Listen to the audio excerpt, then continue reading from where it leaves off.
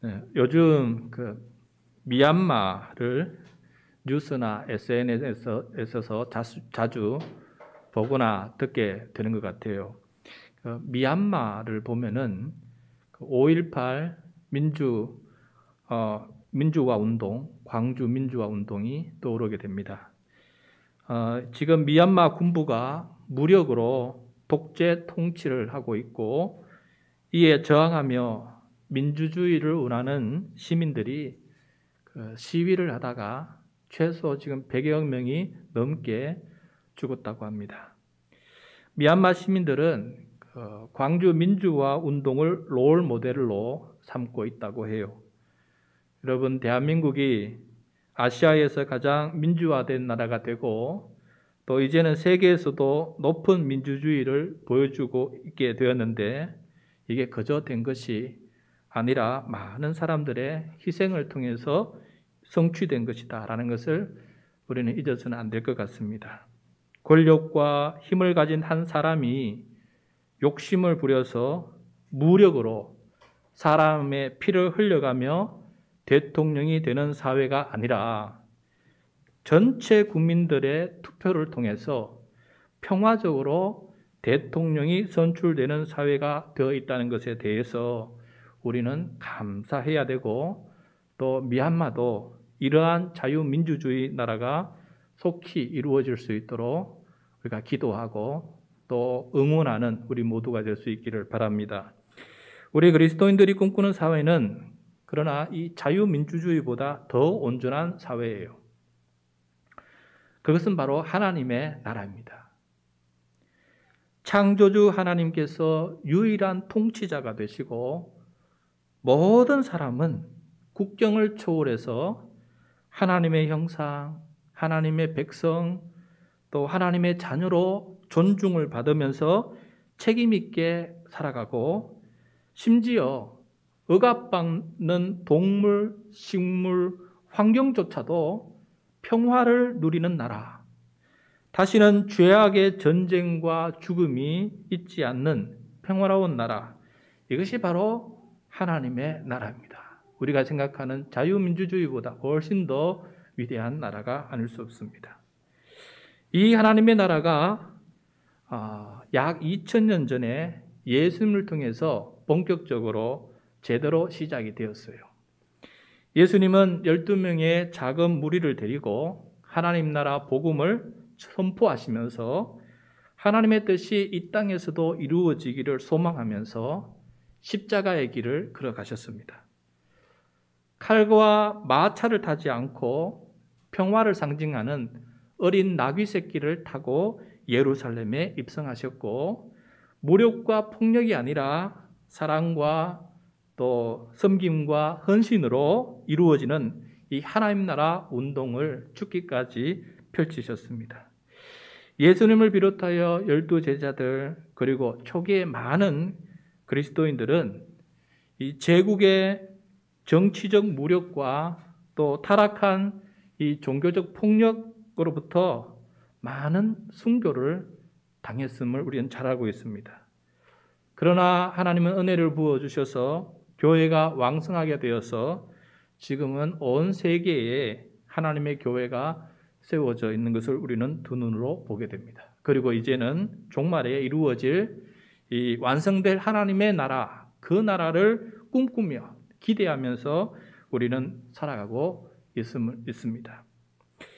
오늘 본문 말씀을 통해서 하나님의 나라 운동을 펼치셨던 예수님의 이야기 하나를 듣게 됩니다. 이 역사를 다시 들으면서 우리에게 말씀하시는 하나님의 음성을 함께 경청하는 그런 시간이 되었으면 좋겠습니다.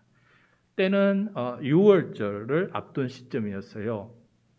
6월절을 지키려고 대부분의 유대인 남자 성인들은 예루살렘 성전을 향해서 순례를 하게 되었습니다. 가까운 곳에 있든지 먼 곳에 있든지 유대인들은 다 이 성전에 모여서 유대인의 최대 명절이었던 6월절을 지키려고 했던 것이죠.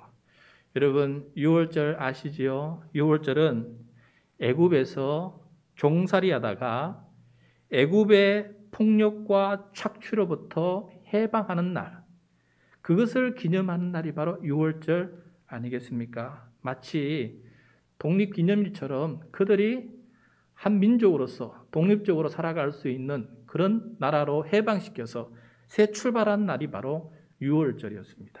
그러니 그들에게는 이 날이 너무나 소중하고 값진 날이죠. 예수님은 제자들과 함께 저 북쪽 갈릴리에서 출발해서 요단강을 따라서 내려와서 남쪽으로 와서 이제 예루살렘으로 들어가려고 하는 시점에 그 사이에 여리고 성읍을 지나게 됩니다. 여리고 성읍은 요단강 밑에 있고 이제 산으로 골짜기 올라가기만 하면 산 위에 예루살렘이 있는 것이죠. 근데 여리고도 생각하면은 여러분 여리고 우리한테 너무나 익숙한 성읍이지요.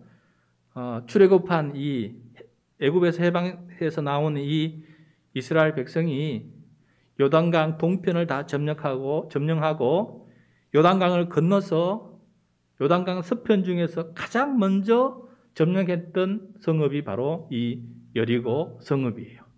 근데 이 여리고 성읍을 어떻게 점령했습니까? 침묵으로 법궤를 앞세우고 13바퀴를 돈 다음에 함성을 지르니까 성벽이 무너지고, 그래서 손쉽게 그 성벽을 올라서 여리고성을 점령하지 않았습니까? 여리고성은 참 하나님의 기적, 하나님의 놀라운 기적을 경험한 그런 땅이기도 합니다. 이 여리고에 누가 살고 있었느냐? 우리가 잘 아는 삭개오가 살고 있었습니다. 1절과 2절 말씀 같이 보겠습니다. 예수께서 여리고로 들어가 지나가시더라. 삭개오라 이름하는 자가 있으니 세리장이요 또한 부자라. 자, 삭개오는 세리장이고 부자였습니다. 세리장이면 당연히 부자였어요. 그때는. 왜 그럴까? 왜 세리장이면 당연히 부자일까? 당시 이스라엘을 지배하던 로마 제국은 피식민지로부터 세금을 착취하고 거둬들였어요. 그런데 그들이 직접 하지 않고 유대인들 중에서 부역할 사람을 뽑아서 대신 세금을 징수하게끔 만들었고 일부의 이익을 남겨서 가질 수 있도록 사람을 뽑았어요. 그래서 이 사람들이 바로 세리고, 여러 세리를 총괄하는 사람이 바로 세리장이지요. 그런데 이 세리들은 죄인 취급을 받았어요. 유대인들로부터, 자기 동족으로부터 죄인 취급을. 왜? 우상을 섬기는 나라를 위해서 충성하는 관리가 되었기 때문에 그렇습니다. 우상을 숭배하는 나라를 위해서 충성하는 관리가 되었기 때문에. 또 세리들은 매국노로 백성들의 원수처럼 여겨졌어요. 그들의 세금을 거두들이는데 그냥 거두들여도 이게 참 허리가 휘어질 정도인데 세리들은 착취하기 위해서 더 많이 거둬들인 거예요. 그러니까 자기 백성들이, 가난한 백성들을 더욱 가난하고 힘들게 만든 사람이 세리가 그 역할을 감당했기 때문에 어느 누구도 세리를 좋아하거나 세리를 친구 삼는 유대인들은 없을 정도였습니다. 미움의 대상이었고 죄인으로 취급받는 그런 사람이었습니다. 상종하지를 않았다라고 합니다. 그런데 그동안 예수님은 여러 번 절기를 지키려고 여리고를 지나서 예루살렘에 가셨기 때문에 이 여리고 성읍을 여러 번 지나가셨어요. 그동안 그 여리고에 살고 있던 삭개오는 예수님에 대해서 알고는 있었지만은 그분을 만나보고 싶은 마음은 없었는데 이번에는 이 예수님을 한번 만나보고 싶은 마음이 삭개오의 마음속에 샘솟게 되었어요. 우리 3절과 4절 말씀입니다. 3절과 4절. 그가 예수께서 어떠한 사람인가 하여 보고자 하되 키가 작고 사람이 많아 할 수 없어 앞으로 달려가서 보기 위하여 돌무화과 나무에 올라가니 이는 예수께서 그리로 지나가시게 되밀어라. 자, 삭개오는 예수께서 어떠한 사람인가 궁금해서 보고 싶었다라고 말하고 있어요. 왜 궁금하였을까? 지난 3년 동안 예수님에 대한 소문을 들어서 잘 알고 있었어요. 예수님에 대한 소문 중에서 삭개오가 가장 호기심을 가지고 들은 것이 있다면 무엇이었을까 한번 생각해 보게 되었어요. 여러분, 삭개오는 몸이 아프지 않았어요. 건강했습니다. 그래서 예수님께서 환자를 치유해 준다는 그 기적에 대해서는 별로 관심이 없었어요. 왜? 자기는 고침받을 게 없으니까. 또 삭개오는 귀신에 들리지 않았어요. 그래서 예수님께서 귀신 들린 자를 찾아가서 그 귀신을 쫓아내고 자유케 한 것에 대해서도 삭개오의 마음은 그리 그것이 즐거운 것도 아니었습니다. 또 예수님께서 물고기 2마리와 보리떡 5개로 4,000명, 5,000명 먹이셨다는 소문을 들었을 때도 삭개오는 그게 관심이 없었어요. 왜냐? 삭개오는 더 큰 부자였으니까. 그 4,000명이 먹든 5,000명이 먹든 자기는 가진 것이 많았기 때문에 먹는 것에 대해서 관심이 없었습니다. 제 생각에 삭개오가 예수님에 대해 호기심을 가지고 만나보고 싶었던 이유는 뭐였을까? 예수님에 대한 이 소문 때문이었다는 것을 생각해 보게 되었어요. 바로 사람들이 예수님을 뭐라고 얘기했냐면은 세리와 죄인의 친구다라는 거예요. 예수님은 세리와 죄인들의 친구들아라는 소문을 듣게 되었는데 그것이 삭개오의 마음에 가장 와닿는 소문이었다라는 것이죠. 그럼 누가복음 7장 34절에 이런 말씀이 있습니다. 화면을 보시면은 인자는 와서 먹고 마시매 너희들이 소문이 보라 먹기를 탐하고 포도주를 즐기는 사람이요. 예수님이 그렇다는 거예요. 그 다음에 예수님은 세리와 죄인의 친구로다라고 너희들이 한다라는 이 이야기를 하는 것을 보게 돼요. 삭개오는 세리이면서 죄인이었습니다. 제가 삭개오였다면 당연히 이 소문에 호감을 가지게 되었을 것입니다. 또 예수님의 12제자 중 한 사람인 마태도 여러분 세리였고 그 세리가 죄인인 그 세리가 예수님의 친구가 되고 예수님의 제자가 되지 않았습니까? 그래서 삭개오는 예수님께서 그 누구보다도 세리의 친구였다는 이 소문이 가슴에 와 닿은 것이죠. 삭개오가 예수님께서 어떤 사람인가 하여 보고 싶었다라는 것은 세리이며 죄인인 자신을 지금 어떻게 봐주실까라는 궁금함 때문이었어요. 그렇다면 나 같은 삭개오는 어떻게 봐주실까? 예수님을 보고 싶었지만은 삭개오는 키가 작았습니다. 키가 작으면 사람들 앞에 서면 되는데 이 죄인 취급받는 사람이었기 때문에 사람들 앞에 설 수도 없어요. 그래서 그가 생각한 것은 나무 위에 올라가는 것이었어요. 나무 위에 올라가는 것. 그래서 나무 위에 뛰어가서 나무 위에 올라서 그것을 보게 됩니다. 그런데 삭개오가 나무 위에 가서 구경한다는 것은 자신의 품위와 체면을 포기하는 그런 행동이었습니다. 자존심에 상처를 주는 행동이고 또 사람들이 다 자기를 쳐다보니까 자기 자신을 바보 만드는 그런 행동이었어요. 그럼에도 불구하고 그런 행동을 하였다는 것은 삭개오가 예수님을 정말 보고 싶었다라는 것을 보여줍니다. 그러한 체면과 자존심을 다 내려놓기까지 하면서도 나무 위에 올라갔던 것은 이번에 정말 예수님을 보고 싶었고 자기 같은 죄인을 어떻게 대해 주시는지를 한번 경험해 보고 싶었던 마음이 굉장히 높았다라는 것을 알 수가 있어요. 게다가 이번이 삭개오에게는 예수님께서 이제 십자가에 올라가시 전에 죽기 전에 마지막으로 볼 수 있는 기회였어요. 이제 예루살렘 올라가시면은 십자가에 달려 죽으시기 때문에 삭개오에게는 이번이 처음이자 또 마지막 그런 기회였던 것입니다. 예수님은 이러한 삭개오의 마음과 행동을 다 알고 계셨을까요? 모르고 계셨을까요? 예수님은 다 알고 계셨어요.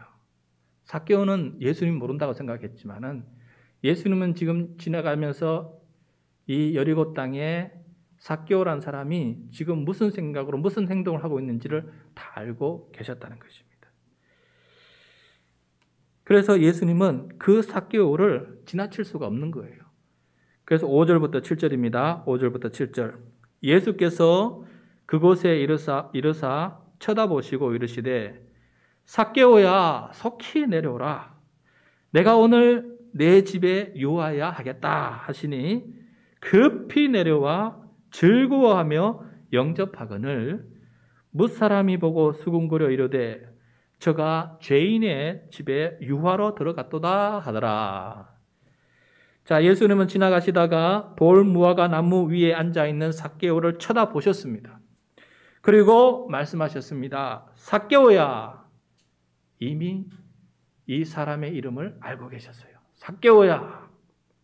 속히 내려오라 하고 말씀하십니다. 그리고 마치 우리가 폭탄 선언한다는 말을 자주 쓰는데 예수님은 폭탄 발언을 하시게 됩니다. 그 말이 무엇이냐?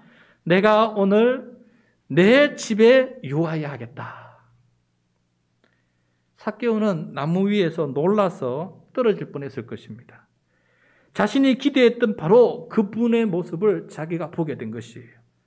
세리와 죄인의 친구가 되어주신다는 그 말이 참임을 깨닫게 되었습니다. 자기 같은 사람에게도 친구가 되시려고 자기 집에 오는 것을 보고 이 삭개오는 그 순간 얼마나 기쁘고 좋았겠습니까? 그래서 급히 내려왔어요. 급히 내려와서 예수님을 자기 집으로 영접을 하게 됩니다. 식탁을 차려서 식사를 대접합니다. 그리고 예수님과 제자들을 자신의 집에서 하룻밤을 주무시도록 섬깁니다. 그런데 집 밖에서는 사람들이 수근수근거려요. 저가 죄인의 집에 유하러 들어갔도다 하면서 수근거립니다. 이 말은 어찌해서 예수님이 유대인들이 전부 다 상종하지 않는 이 죄인의 집에, 이 매국노의 집에, 삭개오의 집에 왜 들어가시고 왜 거기서 그들과 밥을 먹느냐? 있을 수 없는 일이다 하면서 비판하고 불평하고 비아냥거리는 소리가 집 밖에서 들리게 됩니다. 그러나 예수님은 이 삭개오의 친구가 되어주셨습니다.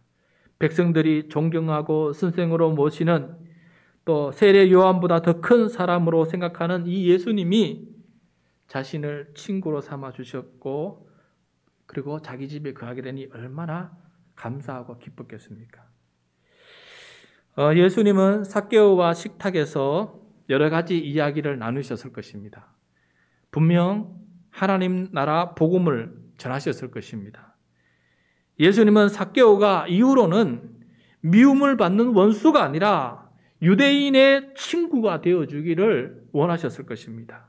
삭개오는 예수님께서 전하신 하나님 나라 앞에서 복음부 앞에서 회개하는 시간을 가졌을 것입니다. 그리고 그 주님 앞에서 변하여서 새 사람이 되었습니다.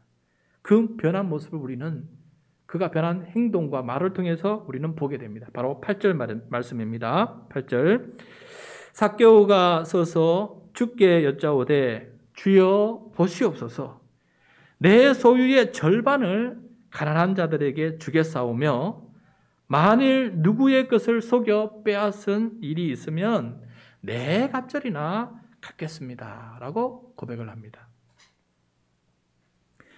예수님께서 삭개오와 사람들이 지켜보는 앞에서 폭탄 발언을 하지 않았습니까? 내가 오늘 내 집에 유하여야 되겠다.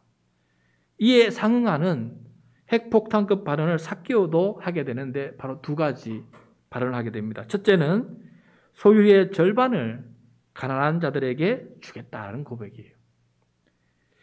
삭개오는 자신이 필요한 것 이상을 가지고 있다는 것을 양심적으로 알고 있었습니다. 적어도 자신의 재산 절반은 자신이 가지고 있어야 할 것이 아님을 알고 있었어요. 그리고 이것은 가난한 자들의 몫이고 그들에게 돌아가야 될 그들의 재산임을 알고 있었습니다. 그래서 이 절반을 가난한 자들에게 돌려주겠다라고 말하고 있습니다. 그 다음에 두 번째 핵폭탄 선언은 만일 누구의 것을 속여 빼앗은 일이 있다면 내 갑절을 갚겠다는 고백이에요. 내 갑절. 앞으로 정직하게 세금을 거둬드리겠다는 고백입니다. 필요 이상으로 거두어서 가난한 유대 동족들을 더 힘들게 하지 않겠다는 고백이에요. 세리로서 정직하게 하겠다라는 이 고백을 지금 하고 있는 것을 보게 됩니다. 이웃의 것을 빼앗아 소유를 불려서 부자가 되겠다는 욕망 때문에 하나님과 동족을 배신하고 세리가 되었고, 또 그것을 남보다 열심히 해서 세리장까지 되지 않았습니까? 그런데 앞으로 그런 욕망으로 남을 해롭게 하지 않겠다는 삶의 변화를 보여주고 있습니다. 여리고 사람들의 원수가 변하여서 이제는 친구가 되는 모습을 우리가 보게 돼요. 여러분, 이건 거의 불가능한 일인데, 거의 있을 수 없는 일인데 이런 일이 벌어지고 있습니다. 예수님을 제대로 만나고 예수님의 친구가 되면은 이러한 변화가 일어나게 됩니다. 삭개오의 이러한 놀라운 변화를 보시고 예수님은 자신이 삭개오의 집에 유하로 들어가신 목적을 밝혀주십니다. 9절과 10절 말씀이에요. 9절과 10절 우리 같이 한번 읽을까요? 예수께서 이르시되 오늘 구원이 이 집에 이르렀으니 이 사람도 아브라함의 자손이로다. 인자가 온 것은 잃어버린 자를 찾아 구원하려 함이니라. 자, 아멘. 예수님께서 삭개오의 집에 들어가신 이유는 삭개오의 집을 구원하시기 위함이었습니다. 예수님은 구원을 선포하시면서 삭개오도 아브라함의 자손이라고 선언해 주십니다. 원래 삭개오는 아브라함 자손이었어요. 지금도 아브라함의 자손이에요. 혈육적으로 자동적으로 아브라함의 자손입니다. 그런데 신앙적으로는 불결한 죄인이 되어 있었어요. 그래서 아브라함의 자손이라고 말하기에는 부끄러움이 많았습니다. 이미 사회적으로는 아브라함의 자손의 족보에서 삭제된 것처럼 그렇게 무시당하고 살고 있었어요. 그러나 이제부터는 아브라함의 자손이 맞다고 선언해 주시고, 그리고 예수님은 이 땅에 오신 이유가 또 이 삭개오처럼 잃어버린 자를 찾아서 구원하시려고 이 땅에 오셨다라는 것을 선언하고 있는 것을 보게 됩니다. 이제야 이 이야기의 주인공은 삭개오가 아니고 예수님이셨다는 것을 깨닫게 됩니다. 삭개오가 예수님을 찾아온 것이 아니라 사실은 예수님께서 삭개오를 찾아가신 것이었습니다. 삭개오가 위대한 사람이 된 것이 아니라 예수님께서 삭개오에게 위대한 일을 행하셨습니다. 잃어버린 자를 찾아 구원하셨습니다. 삭개오를 찾아 아브라함의 자손으로 회복시켜 주셨습니다. 삭개오를 하나님의 나라에 합당한 사람으로 변화시켜 주셨습니다. 이건 전부 예수님께서 하신 놀라운 일이었다는 것이죠. 성도 여러분, 저는 여호수아가 여리고성을 점령한 것보다 예수님께서 이 여리고에 사는 삭개오의 집에 머문 것이 더 큰 하나님 나라 운동이었다고 생각합니다. 이 삭개오 이야기는 하나님 나라 운동에 있어서 더 놀랍고 영향력이 있는 소식이라고 저는 생각합니다. 비록 한 사람이었지만은 하나님 나라 백성으로 온전히 변한 기적 같은 사건이 일어났기 때문에 그렇습니다. 성벽이 변한 것이 중요한 것이 아니고 한 사람이 변하는 것이 더 중요하기 때문에 저는 여리고성이 무너진 것보다 삭개오의 마음이 무너진 것이 더 하나님 나라에서는 위대한 사건이었다라는 것이죠. 또 결코 무너지지 않을 것이라 생각했던 여리고 성벽이 무너진 것처럼 부자이며 세리도 아니고 세리장인 삭개오가 변화된다는 것은 결코 일어날 수 없는 일이었는데 일어난 것이었습니다. 그것은 마치 낙타가 바늘 귀에 들어가는 것보다 더 어려운 일인데, 낙타가 바늘 귀에 들어가는 것보다 더 어려운 일인데 지금 일어난 것이에요. 예수님은 여리고에 도착하기 바로 며칠 전에 한 부자 관리를 길에서 만났어요. 한 부자 관리를. 누가복음 18장 18절부터 이야기인데 제가 읽어드리겠습니다. 어떤 관리가 물어 이르되 선한 선생님이요, 내가 무엇을 하여야 영생을 얻으리까? 그러자 예수님께서 이르시되 네가 어찌하여 나를 선하다 일컫느냐? 하나님 한 분 외에는 선한 이가 없느니라. 네가 계명을 알고 있지 않느냐? 간음하지 말라, 살인하지 말라, 도둑질하지 말라, 거짓 증언하지 말라, 내 부모를 공경하라 하였느니라. 여짜오되 이것은 내가 어려서부터 다 지켰습니다. 굉장한 사람이죠. 그런데 이때 예수께서 이 말을 들으시고 이르시되 네가 아직 한 가지 부족한 것이 있으니 내게 있는 것을 다 팔아서 가난한 자들에게 나눠주라.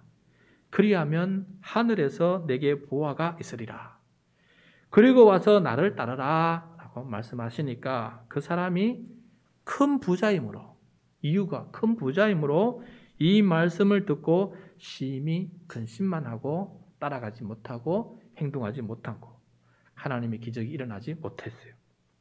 그런데 예수께서 이 글을 보시고 그 관리를 보시고 이르시되 이런 말을 하셨습니다. 재물이 있는 자는 하나님의 나라에 들어가기가 얼마나 어려운지 낙타가 바늘기로 들어가는 것이 부자가 하나님의 나라에 들어가는 것보다 쉬우리라. 듣는 자들이 이르되 그런즉 누가 구원을 얻을 수 있습니까? 라고 말하니까 이르시되 무릇 사람이 할 수는 없을 것이지만은 하나님은 하실 수 있다. 하나님은 하실 수 있다. 라고 말씀하시는 것을 보게 됩니다.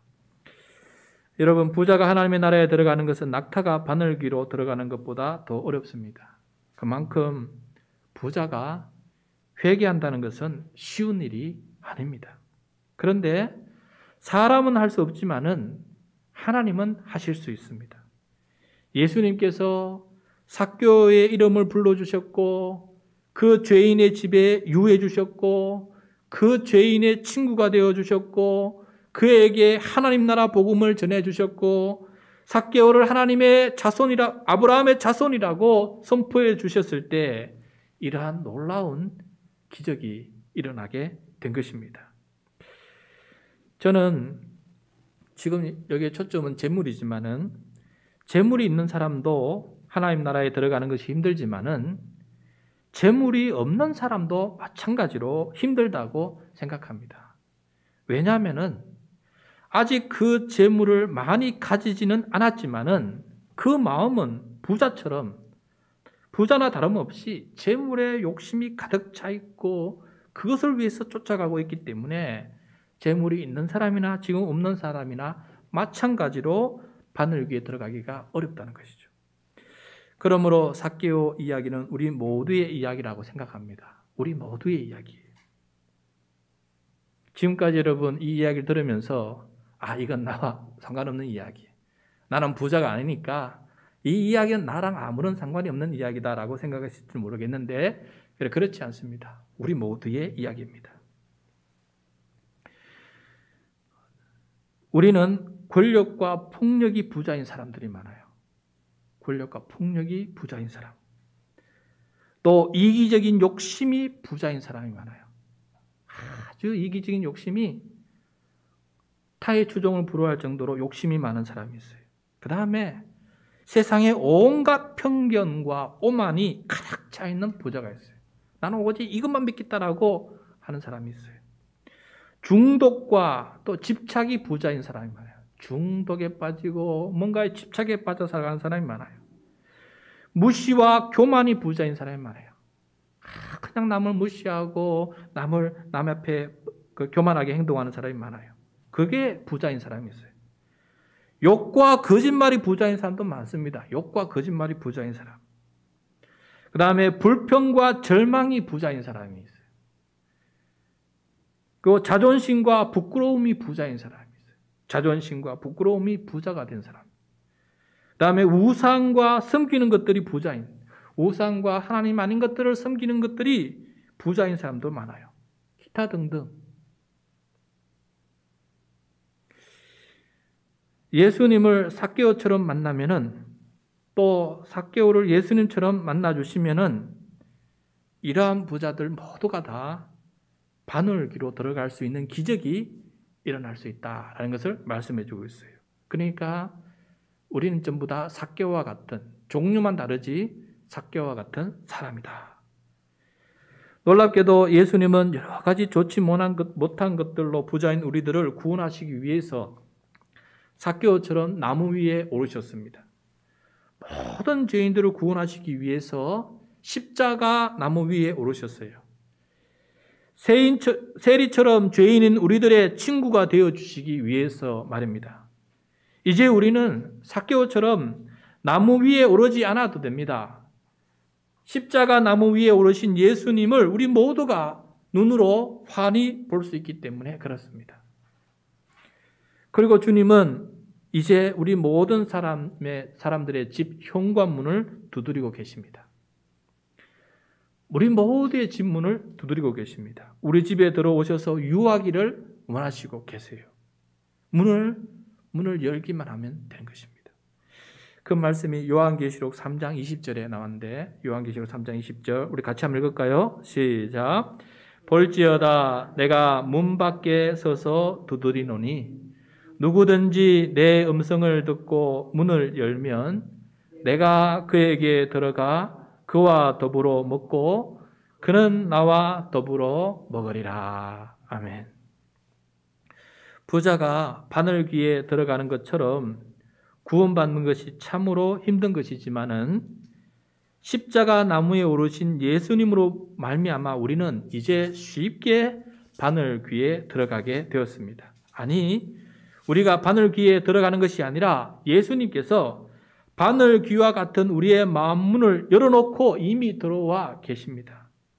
그러므로 그 예수님께 마음의 문을 열면 구원의 문이 활짝 열립니다. 예수님과 함께 있으므로 우리는 예수님으로 인하여서 부자가 됩니다. 예수님을 가졌기 때문에 그렇습니다. 세상 그 어떤 것보다도 예수님을 가졌기 때문에 우리는 예수님으로 부자가 됩니다. 예수님의 친구가 되어서 아브라함의 자손이요 하나님의 자녀가 되어 살아가는 이 구원의 기적이 바로 삭개오의 이야기이기도 하고 바로 우리들의 이야기이기도 한 것입니다. 사랑하는 성도 여러분, 말씀을 마무리하겠습니다. 우리는 삭개오와 같이 재물이 1순위일 거예요. 그러나 재물뿐만 아니라 수많은 것들이 우리의 마음을 가득 채우고 있어서 예수님이 우리의 친구가 되지 못하고 우리는 다른 길로 가고 갈 때가 많이 있습니다. 그런데 오늘 삭개오의 이야기는 우리들에게 귀한 교훈을 전해주고 있습니다. 우리가 마음 문을 열고 예수님을 찾아갈 때 이미 예수님은 우리 마음 가까운 곳에 와 계시고 우리에게 친구가 되어주심으로 우리의 삶에 놀라운 정말 일어나지 못할 일들이 일어나는 그런 기적들이 우리가 앞으로 경험하게 될 것이다라는 것을 우리들에게 가르쳐주고 있습니다. 이러한 믿음의 역사, 이러한 믿음의 기적이 우리의 삶에 가득가득 펼쳐질 수 있기를, 그리고 우리에게 시작된 이 구원의 역사가 온전히 성취되고 완성될 수 있기를 간절히 축원합니다. 기도하겠습니다.